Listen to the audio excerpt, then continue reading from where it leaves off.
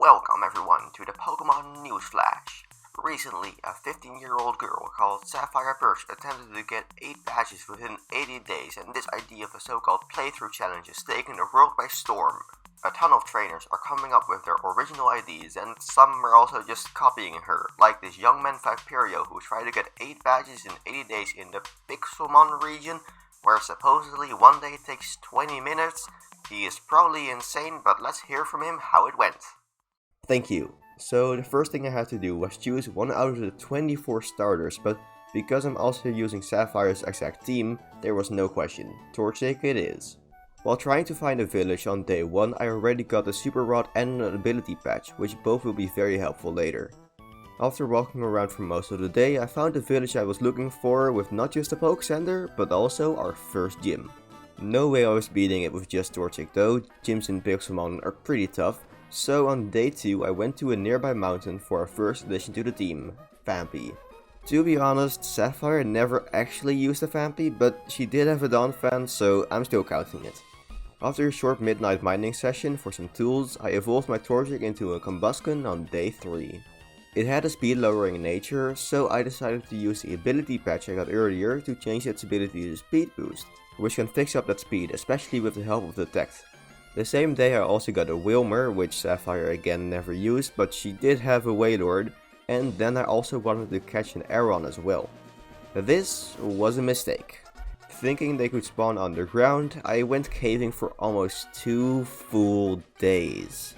Okay, that isn't actually that much time, but still it was very frustrating to find out that it could only spawn in mesas, one of the rarest biomes in the game. I had a backup plan though.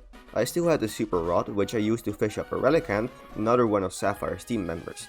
But it knocked out all my Pokemon, so I couldn't catch that either. Instead, I decided to try my luck at the Fire Gym, and it did not go as planned either. Are we at the gym leader now? We are level 25. Okay, I didn't want to go into the battle. Dynamax? That does not sound like fun. Okay, I don't like this. Yeah, no, I don't like this. Yep, all gym leaders can Dynamax, and I had no clue how to do that myself. However, I do know how to brute force things like this. Just try and try and try again until you finally get lucky enough. In this case, that was by them wasting a bunch of turns with Max Guard or Stealth Rocks, allowing my Speed Boost Combusken to sweep the gym leader and get my first badge on day number 8. My next step was grinding Vampy up to level 25 so it evolved into Donphan. The amazing thing about Donphan is that in Pixelmon you can ride on it for much faster traveling. With this I quickly found the next gym, an ice gym. A Relicanth would be great for this, also would have been amazing for the fire gym. So on day 11 I tried catching one again. Sorry, did I say day 11? Yeah, it took an entire Minecraft day before I finally found one again, and when I did, I wiped to it for the second time. Instead of healing at the village of the ice gym, I took a detour to a town I spotted from the fishing spot. It didn't have a gym, but there was a boss tower nearby, which wasn't any good either, but from the top of it I could see more villages, and one of those had yet another gym. I still really wanted this Relicanth though, so I went back to fishing, and on day 14 I found my third Relicanth and finally caught one. While going through the trainers in the ice gym, Combusken evolved into Blaziken, which despite me still not knowing how to Dynamax, made the gym leader quite easy, so on day 16 I got the second badge on a good pace to win the challenge. I spent a day or so goofing around trying to beat a Groudon, but eventually got interrupted by my Minecraft crashing. But on the next day I took a shot at the rock gym and I was way underleveled. At least grinding up my water and ground types was quite easy in the desert with the wildfire, rock and ground types, but it still took roughly 4 days of grinding to get my whole team to around level 40, meaning that my Wilmer evolved into an enormous Wailord. Did that mean I was ready for the gym leader? Oh no, my team was still like 10 levels lower than a gym leader's team.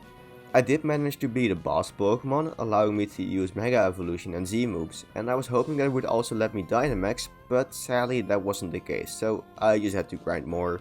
It took 3 more days of grinding and then trying the gym fight over and over again while also leveling up in the process to eventually beat the third gym on day numero... one sec. Hey Google, what's 24 in Spanish? 24. Yeah, I'm not saying that.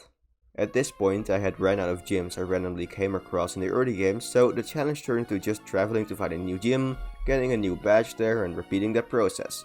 Or so I thought. The next gym I found was a ground gym, which unlike the last 3 gyms, I didn't have a great matchup for.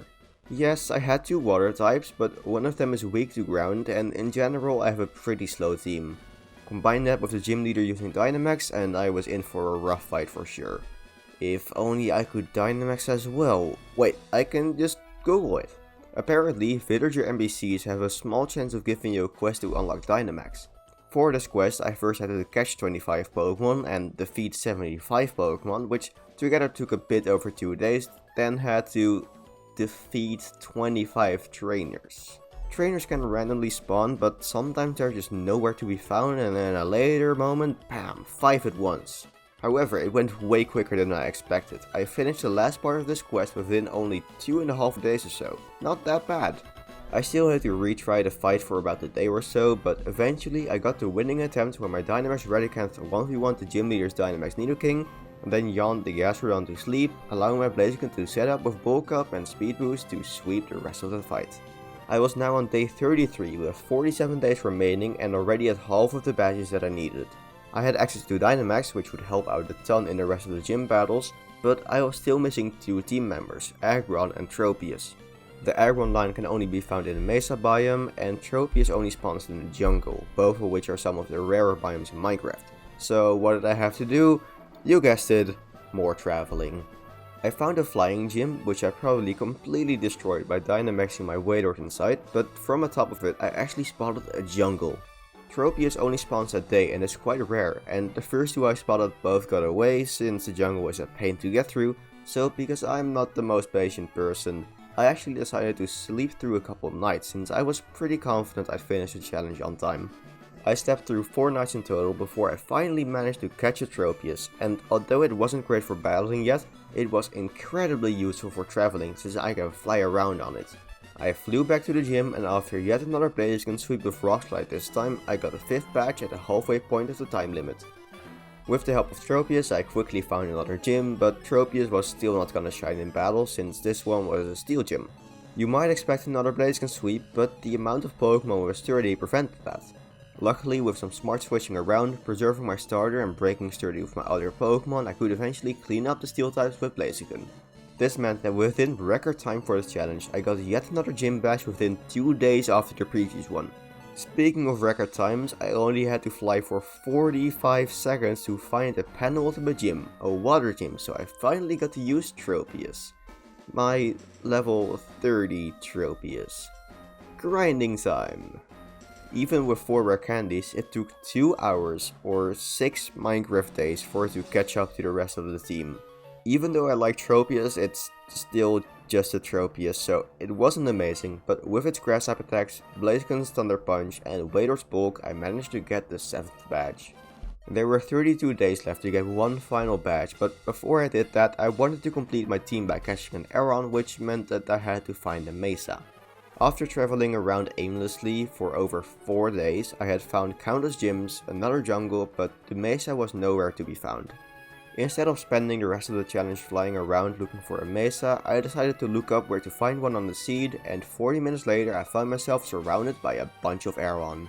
After catching one, I quickly flew back to a grass gym I previously discovered close to this Mesa, where I switch trained my Aron on the regular gym trainers, evolving it into Lairon, then switch trading on the gym leader, and at level 41 used the rare candy to get it to an Aggron and finish the team.